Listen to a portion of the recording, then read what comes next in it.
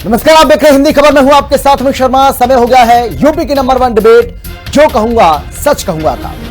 80वें स्वतंत्रता दिवस के ऐतिहासिक मौके पर उत्तर प्रदेश की सियासत में 1947 के विभाजन की खूनी जख्मों से लेकर भविष्य के जैन जी वोट बैंक तक सबसे बड़ा परमाणु बम फूट चुका है। मुख्यमंत्री योगी आदित्यनाथ ने जहां सीधे कांग्रेस को विभाजन के कत्लेआम का दोषी ठहराकर सियासी पारा 7वें आसमान तक पहुंचा दिया, तो वहीं कांग्रेस पार्टी और अखिलेश यादव ने पलटवार करते हुए बीजेपी को ही विभाजन प्रेमी बता दिया है। लेकिन सबसे खास बात यह है कि सीएम योगी के भाषण में जैन जी का जिक्र हुआ, जिस पर सपा का कहना है कि यही युवा बीजेपी को 2027 में हराएगा और इसी वजह से मुख्यमंत्री जी को इनकी फिक्र करनी पड़ रही है। अब सवाल यह है कि क्या यूपी का नया हाइपर डिजिटल और करियर ओरिएंटेड ये युवा रोजगार और विकास को छोड़कर नेताओं के इस ऐतिहासिक आरोपों प्रत्यारोपों के खेल में उलझेगा और 2027 में होने वाले चुनाव में युवाओं का वोट किसे मिलेगा? क्योंकि इन पर डोरे तो सभी पार्टियां डाल रही हैं, चाहे वो बीजेपी हो, कांग्रेस हो, समाजवादी पार्टी हो या फिर बहुजन समाज पार्टी। आज चर्चा इसी को लेकर करेंगे, लेकिन पहले देखिए यह खास रिपोर्ट।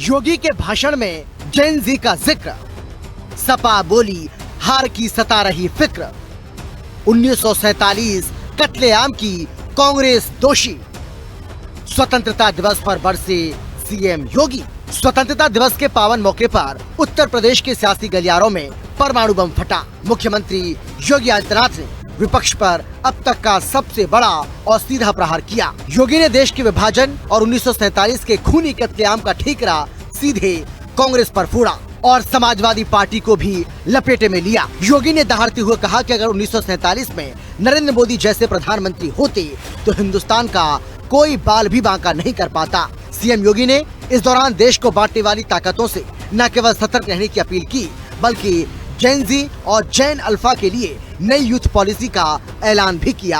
आज उत्तर प्रदेश का युवा प्लान की समस्या से मुक्त हो चुका है।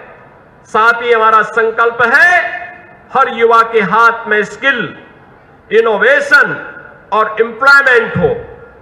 इसी संकल्प को और अधिक गति प्रदान करते हुए आपकी क्षमता का सही उपयोग करने के लिए, आपकी संभावनाओं को पूरा करने के लिए उत्तर प्रदेश सरकार एक नई यूथ पॉलिसी बहुत शीघ्र लेकर के आ रही है। आज घोषणा करते हुए मुझे अत्यंत प्रसन्नता की अनुभूति हो रही है कि यूथ पॉलिसी के माध्यम से प्रदेश के युवा को एक इंटीग्रेटेड अप्रोच के साथ उनके स्किल, इनोवेशन, एम्प्लॉयमेंट को और अधिक मजबूती प्रदान करने में हमें सफलता प्राप्त होगी। सीएम योगी आदित्यनाथ ने वार किया तो अखिलेश यादव भला कहां चुप रहने वाले थे। उन्होंने पलटवार करते हुए कहा कि भाजपा के लोग विभाजन प्रेमी हैं। लाल किले की प्राचीर से पीएम मोदी ने बहुत झूठ बोला, जबकि उनको ऐसा नहीं करना चाहिए था।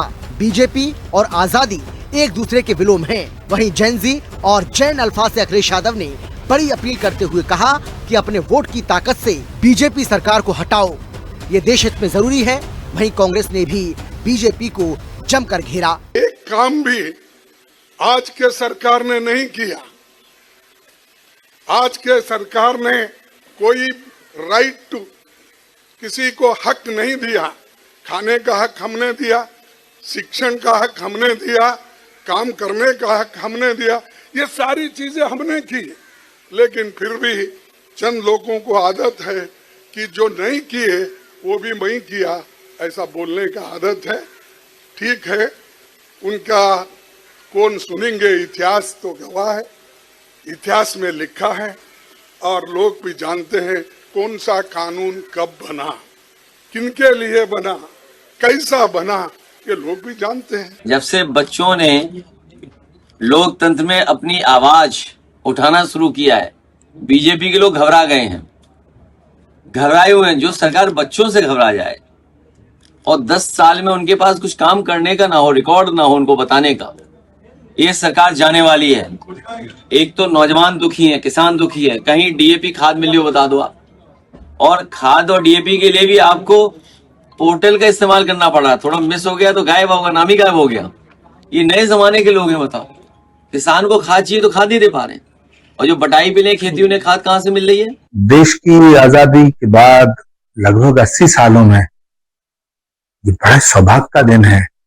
हर भारतवासी के लिए बड़ा सौभाग्य का विषय है कि लाल किले की प्राचीर से वंदे मातरम का उद्घोष हुआ है। तो ऐसे में कांग्रेस दफ्तर में वंदे मातरम को शॉर्ट करना, और उस वक्त करना जहां सोनिया गांधी जी, राहुल गांधी जी सब उपस्थित हैं, तो ये बहुत ही दुर्भाग्यपूर्ण है और देश विरोधी है।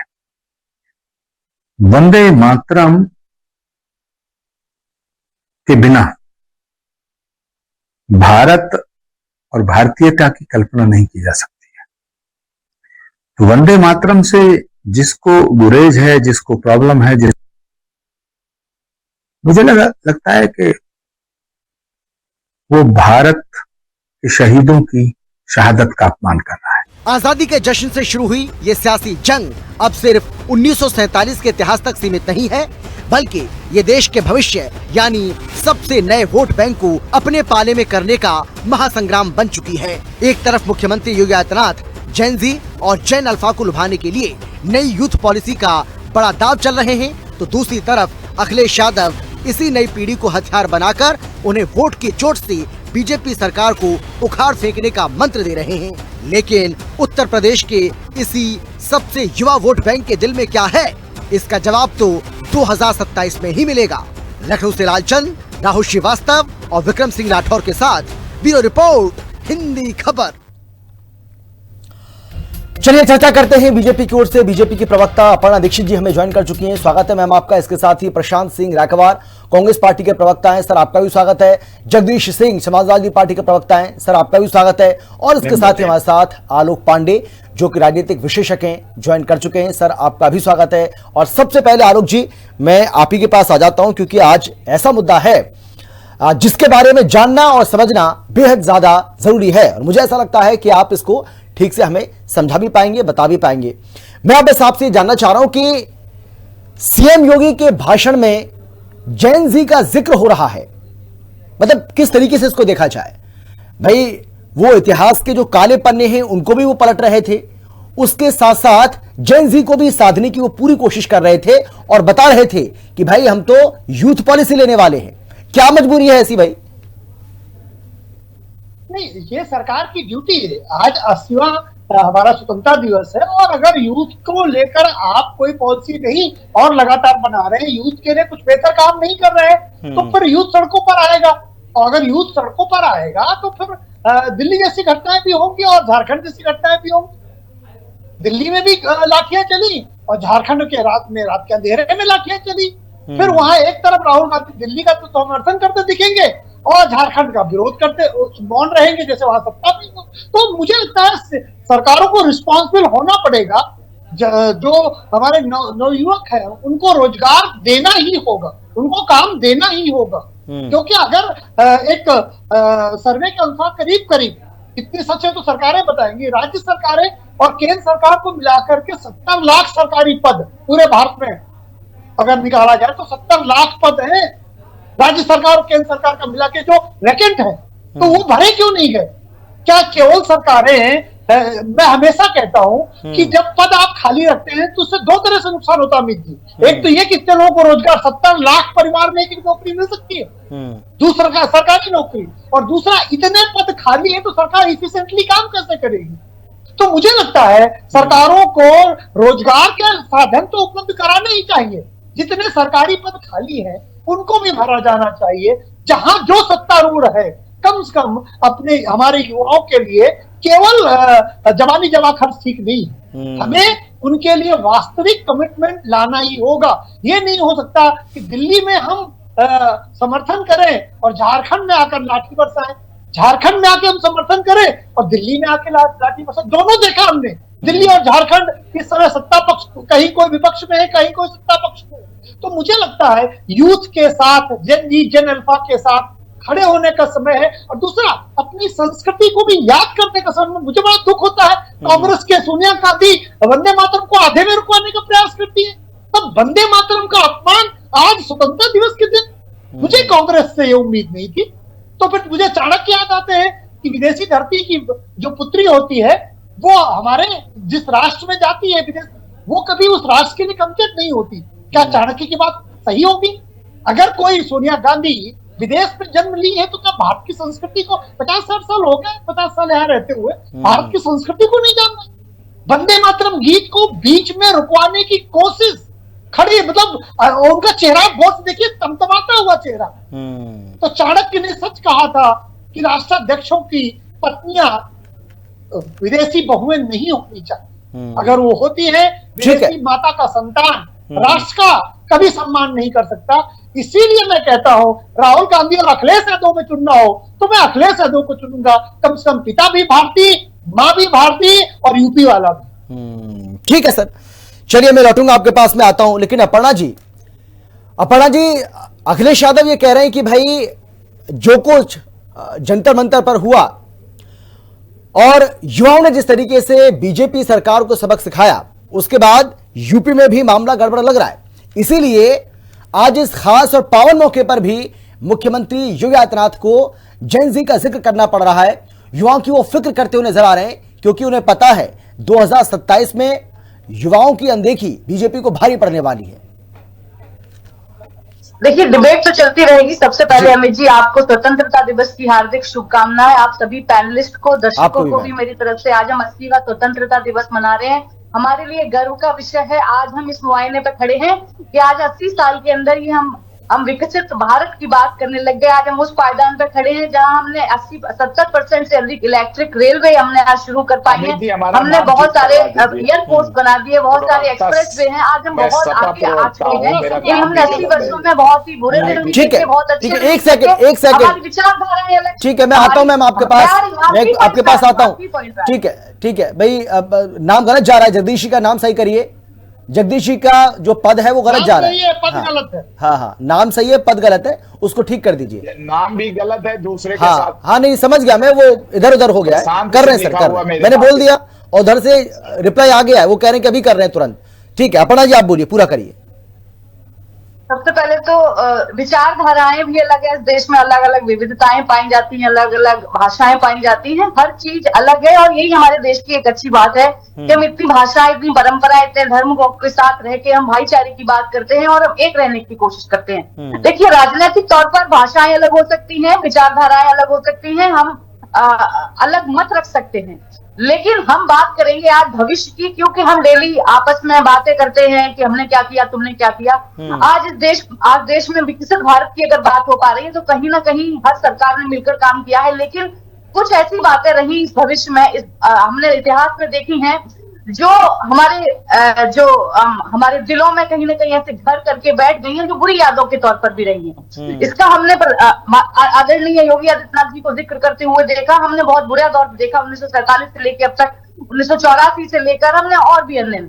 ऐसे ही मैं बात करूंगी कि अब जेनजी पर जो लगातार पॉलिटिक्स चल रही है, वो दरअसल एक स्थिर सरकार को अस्थिर कैसे किया जाए, सारी ताकत इस जद्दोजहद में लगी हुई है कि भारतीय जनता पार्टी की सरकार 2014 से लेकर अब तक तीसरी बार प्रधानमंत्री नरेंद्र मोदी जी एनडीए की सरकार में भी इतनी मजबूती के साथ लड़ाई लड़ रहे हैं, देश की सेवा कर रहे हैं, प्रधान सेवक बने हुए हैं। वो इतनी मजबूती से कैसे ये खटक रहा है।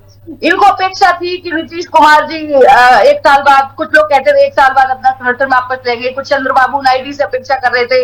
इन लोगों ने भीखे भी मांगी जाके उन लोगों से कि उनको क्यों समर्थन कर रहे हैं, लेकिन टच से मत नहीं हुए, क्योंकि उन्हें हम पर और हमारी सरकार पर भरोसा था। आज जेनजी का इस्तेमाल किस प्रकार से हुआ, कंधे पर उनके बंदूक रखकर इन्होंने अपनी राजनीतिक रोटियां सेकने का काम किया। आज वही जेनजी भी तो वही झारखंड में भी हम देख पा रहे हैं कितना आप समर्थन कर रहे हैं। एक भी नेता उस पर बोल रहा है, क्योंकि वहां कांग्रेस की और इंडिया अलायंस की सरकार के समर्थन से चल रही है, इसलिए न समाजवादी पार्टी बोल रही है। जेनजी भी तो वही है, हमारे छात्रों का आंदोलन भी वही है, बात भी वही है। लेकिन दिल्ली में पूरी राजनीति हो गई, गर्मा गई, मानसून सत्र नहीं चलने दिया। मात्र 16 घंटे देखिए मानसून सत्र चला है, कितने करोड़ों का हमारे टैक्सों का नुकसान हो गया, उस पर कभी किसी ने बात नहीं की, विरोधी विचारधारा के लोगों ने। आज अगर जेनजी पर आज फोकस करने की बात आज अगर आई है तो कहीं ना कहीं हमने उसमें सुधार करने की कोशिश की है, उनकी बात मानने की कोशिश की और हमने ये मानी भी। आज हम उन्हें प्राथमिकता दे रहे क्योंकि किसी भी देश का युवा नहीं, लेकिन दो महत्वपूर्ण बातें अपर्णा जी, दो महत्वपूर्ण बातें। एक तो आपने कहा कि आज जहां हम खड़े हैं वहां पर सभी सरकारों का योगदान है। तो भाई सीएम योगी तो कह रहे हैं कि अगर उस समय देश के प्रधानमंत्री नरेंद्र मोदी होते तो विभाजन ही नहीं होता, पहली बात। तो इसका मतलब यह माना जाए कि क्या पूर्ववर्ती जो सरकारें हैं उनके योगदान को स्वीकारा जा रहा है आज भी, पहली बात। दूसरा, आपने कहा कि भाई झारखंड के मुद्दे पर ये लोग मौन हैं और दिल्ली के लिए हो हल्ला किया। तो भाई चाहे राहुल गांधी हो चाहे अखिलेश यादव, दोनों की तरफ से बयान आ चुका है, साफ तौर पर कह रहे हैं कि हम युवाओं के साथ हैं। सरकार किसी की भी हो, सत्ता में कोई भी हो, अगर युवाओं के साथ अन्याय हो रहा है, गलत हो रहा है तो नहीं होना चाहिए। बयान तो आया है दोनों का, ये तो आप भी जानती हैं। देखिए, मैंने कहा था कि कोई भी सरकार जो थी, नेहरू जी की थी, इंदिरा गांधी जी की थी, राजीव गांधी जी की थी, मैंने कहा कि कुछ ऐसे हमें दाग मिले जो हमारे दिल में घर कर गए और हम उन्हें भूल नहीं पाते। 1984 है, इमरजेंसी है, ऐसे दागों को हम कभी नहीं भूल पाएंगे। 1943 में मारकाट हुई, ऐसे दागों को हम कभी नहीं भूल पाएंगे। और हम अच्छे काम भी नहीं हम याद करते हैं, ऐसा नहीं हम अच्छे काम नहीं, हमने अच्छे काम भी याद करें। लेकिन मैं ये नहीं कहूंगी कि बिल्कुल कुछ नहीं हुआ। मैं ये बात कह रही हूँ कि भारतीय जनता पार्टी को एक स्थिर सरकार को हटाने के लिए जो विचारधारा लेकर चली थी समाजवादी पार्टी, जो विचारधारा कांग्रेस लेकर चल रही है अपनी, वो इनकी सफल नहीं होगी। वो चाहे एसआईआर ले लीजिए, हो चाहे ईवीएम ले लीजिए, हर एक स्थायी पटल पर आप लगातार प्रश्न चिन्ह उठाते हैं। आप उसमें आप कहीं ना कहीं देखते रहते हैं कमियां। देखिए, कुछ ऐसी संस्थाएं जिस पर हमें कमियां नहीं निकालनी चाहिए थी, लेकिन इन्होंने पूरा कमियां निकालने का प्रयास किया। एसआईआर के मुद्दे पर इन्होंने पूरी राजनीति करने का प्रयास किया, लेकिन अब कुछ नहीं हुआ। लोगों को समझ में आया कि ये बाकायदा पारदर्शी तरीके से चलने वाली एक व्यवस्था है। इसी पर अब जब वो सफल नहीं हुआ तो जेएनसी का मुद्दा ले लीजिए। अब झारखंड की जल्दी अलग हो गई। भारतीय जनता पार्टी कहती है अगर आपको उनसे लगाव है, दिल्ली में आंदोलन जो हो रहा था छात्रों से, वही झारखंड में हो रहा है, तो झारखंड की भी तो बात उठाइए ना। अकेले आप ठीक है, नहीं बिल्कुल सही बात है, मैं जवाब लेता हूं आपकी बात का। ठीक है, मैं आपके सवाल का जवाब लेता हूं। ठीक है, जगदीश जी बात तो सही है। देखिए, पहली बात तो ये आरोप लग रहा है कि भाई आप ना जेनजी को, युवाओं को भड़काने की कोशिश कर रहे हैं, पहली बात। दूसरा ये कहा जा रहा है कि भाई अगर युवाओं के रोजगार की बात करे या युवाओं की सरकार बात करे तो युवाओं की सरकार को फिक्र तो पहले से ही है। भाई सरकार की ओर से ये कहा जाता है कि 9-9.5 साल में हमने 9 लाख से ज्यादा रोजगार दिया है युवाओं को, तो फिर युवाओं की फिक्र सरकार को नहीं है, ऐसा समाजवादी पार्टी अखिलेश यादव कैसे कह सकते हैं भाई? ऐसा है अमित जी, बहुत धैर्य से हमारी बात सुनिएगा। पहले तो इस महान स्वतंत्रता दिवस की इस स्वतंत्र भारत में आप सबको स्वतंत्रता दिवस की बहुत बहुत शुभकामनाएं। भारतीय जनता पार्टी इसको जो स्वतंत्रता दिवस कहती, कब स्वतंत्रता में इनका कोई योगदान नहीं रहा, लेकिन इनको भी स्वतंत्रता दिवस की हार्दिक शुभकामनाएं। मैं कहना ये चाहता हूं अमित भाई जी कि समस्या इस बात की है जिस भारतीय जनता पार्टी से आज का जेनजी जो है जो नाराज है सरकार से, क्योंकि सरकार ने प्रतियोगी परीक्षाओं को जो बच्चों की नौकरियां मिल रही थी, जो उनको रोजगार मिल रहा था, उन नौकरियों का सौदा कर लिया। और जिस तरह से उन नौकरियों का सौदा करके और सरकार के मंत्रियों ने पैसा कमाया, भ्रष्टाचार से 50,000 करोड़ रुपया पैसा कमाया, उसी का कारण है कि जेनजी में एक कुंठा है इस सरकार के प्रति, जो है रोष है, और इस सरकार को उखाड़ फेंकने का एक जज्बा है, और उसमें ताकत भी है जेनजी में। अमित भाई आप समझिए ये वो सरकार है कि 10 साल में इन्होंने हर दिन कितना भ्रष्टाचार किया है कि 10 वर्ष में इन्होंने हर जिले में 5 स्टार भारतीय जनता पार्टी के कार्यालय बने। 70 साल कांग्रेस रही, एक तो कार्यालय नहीं है एक जिले में कांग्रेस का, और इन्होंने 10 साल में 5 स्टार। अरे सर, हर जिले में मेडिकल कॉलेज भी बनाया है, उसका भी जिक्र करिए भाई। हर जिले में मेडिकल कॉलेज भी तो बीजेपी ने बनाया है, बार बार बार बार सीएम योगी इस बात का जिक्र करते हैं अमित कि भाई हर जिले में मेडिकल कॉलेज हमने बनाया है। जो बनाए हैं वो किसी सरकारी जमीन पर नहीं बनाए हैं, किसी की जमीन पर कब्जा करके नहीं बनाए हैं, इनसे किसी की जमीन को हत्या के नहीं बनाया है, ये भी चाहिए।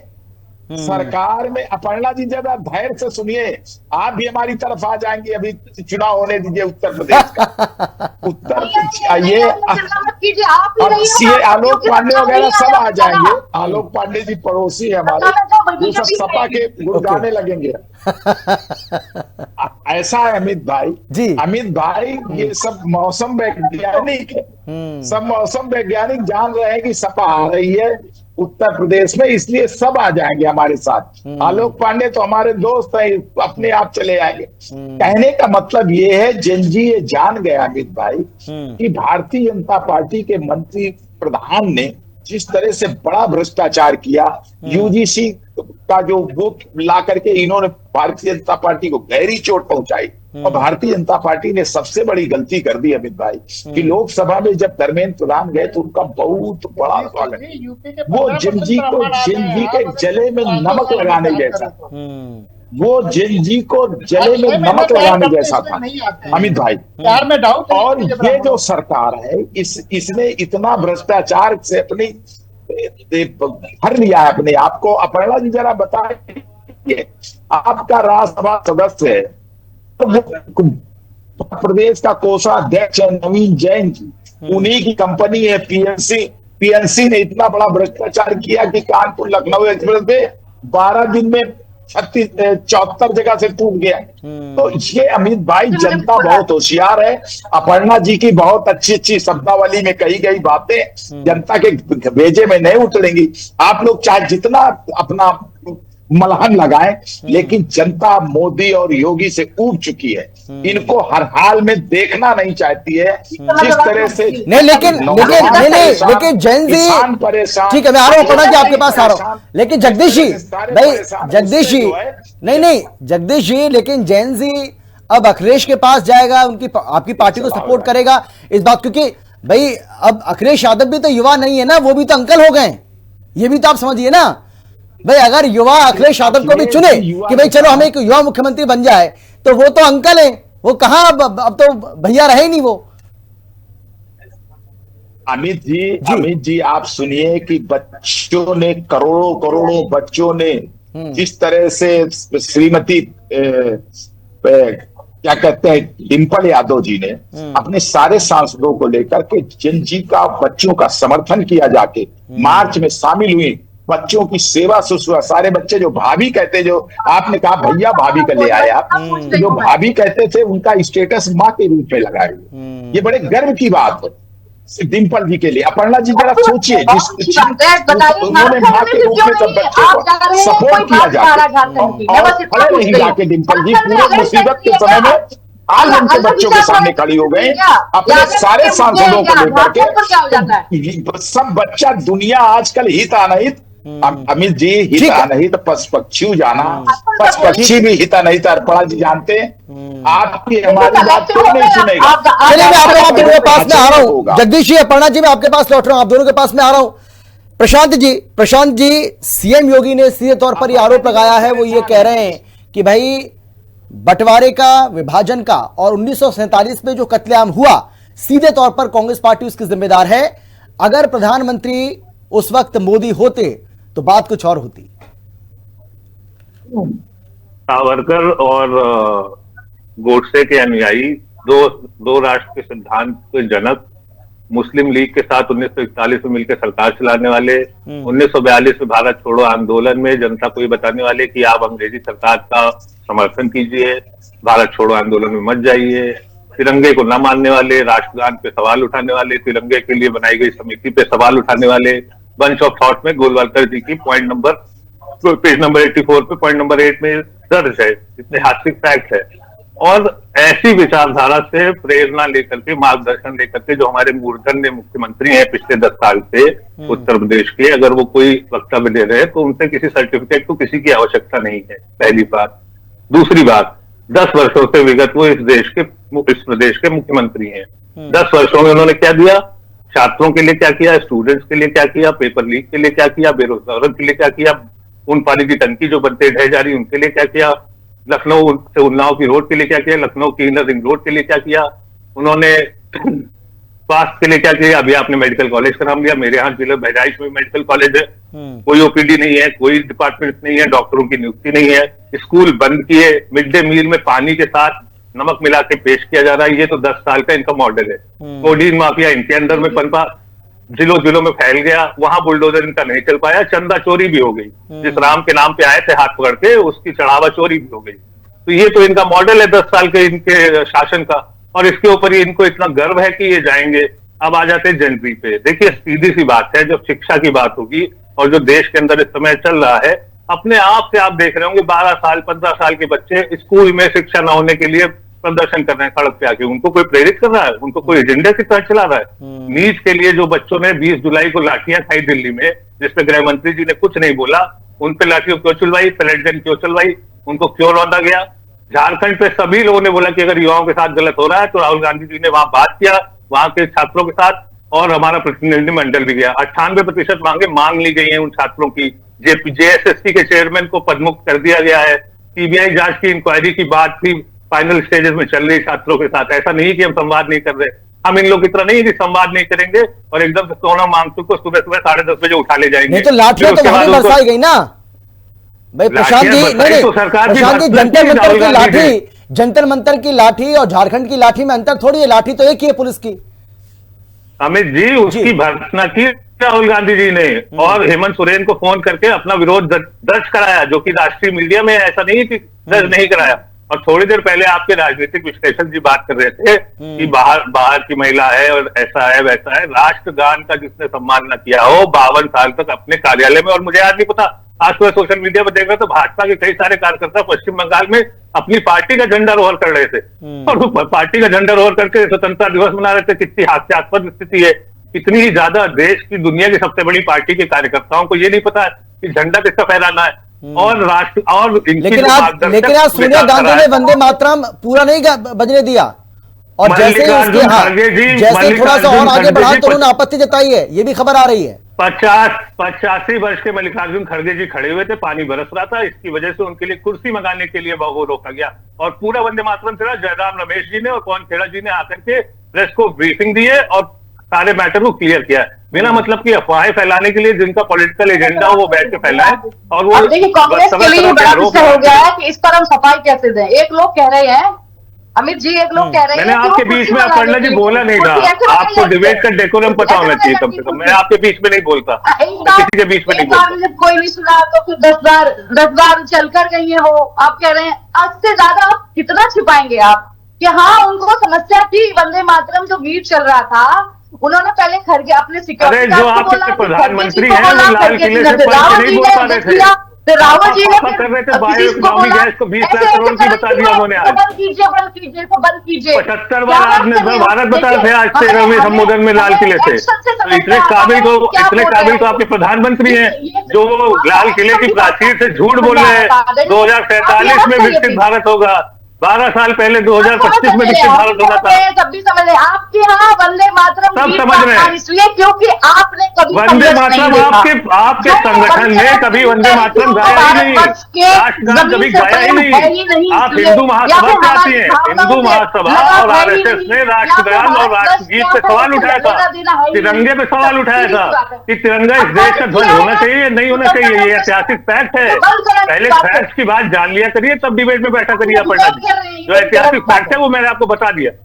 धन्यवाद अमित जी। चलिए ठीक है, क्योंकि समय बहुत कम बचा। आलोक जी जल्दी से एक छोटा सा कमेंट।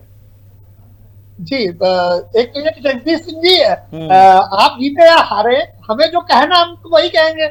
आपकी सरकार है तो आप जेल भिजवा देना, इतना ही कर सकते हैं आप। पहली बात तो ये समझ लीजिए। मैं जेल जब मैं बोलता हूँ अपनी रिस्क के बोलता हूँ, ना तो चैनल साथ देगा ना पार्टी। मैं तो बिल्कुल इंडिपेंडेंट हूँ, जो है सब मेरा है, तो सब मेरे रिस्क पे है। आप चाहे जो चाहे वो करें, मुझे जो बोलना नहीं तो जगदीश जी कह रहे हैं कि आप पाला बदल लेंगे 27 में, उधर चले जाएंगे दूसरी तरफ। ये हमें मोहब्बत तो करें। हम पूरा उत्तर प्रदेश के 15% ब्राह्मण इनका साथ देने के लिए तैयार है, लेकिन इनकी मोहब्बत तो सीजनल है, चुनावी है। चुनाव के 6 महीने पहले ब्राह्मणों को मोहब्बत करते हैं अखिलेश भैया, उसके बाद फिर गरियाते हैं 4.5 साल। अखिलेश भैया या तो गाली खुद देते हैं या अपने को चंटू मंटू लगा देते हैं और रामायण को चलवाते हैं ये लोग। ठीक है सर, समय बहुत कम बचा है। जगदीश जी जल्दी से, जगदीश जी एक छोटा सा कमेंट। वैसे आज अखिलेश यादव जी ने किताब भी जी बोलिए सर, बोलिए। भारतीय जनता पार्टी इस समय देश में एक्सपोज हो गई है, इनको हार का डर सता रहा है। और आप समझिए कि उत्तर प्रदेश में आने वाले चुनाव में योगी जी वगैरह छोड़ के भागने वाले हैं। जनता जो है ढोल ताशे के साथ। चलिए सर, समय मेरे पास इतना ही है, का इंतजार मेरे पास समय इतना ही है। बहुत धन्यवाद आप सभी का मेरे साथ जुड़ने के लिए, चर्चा में शामिल होने के लिए। लेकिन आपको यह समझना पड़ेगा कि जेन जी पर, चाहे वो समाजवादी पार्टी हो या बीजेपी हो या कांग्रेस पार्टी हो, सभी का जोर क्यों है। खासतौर पर यूपी की अगर हम बात करें तो यहां पर 2.7 करोड़ जेन जी हैं, यानी कि कुल वोटर्स की संख्या की बात करें उसमें 15% हिस्सेदारी रखते हैं। और 403 विधानसभा सीटों में से 80 से लेकर के 120 ऐसी सीटें हैं जहां पर इनका अच्छा खासा प्रभुत्व है।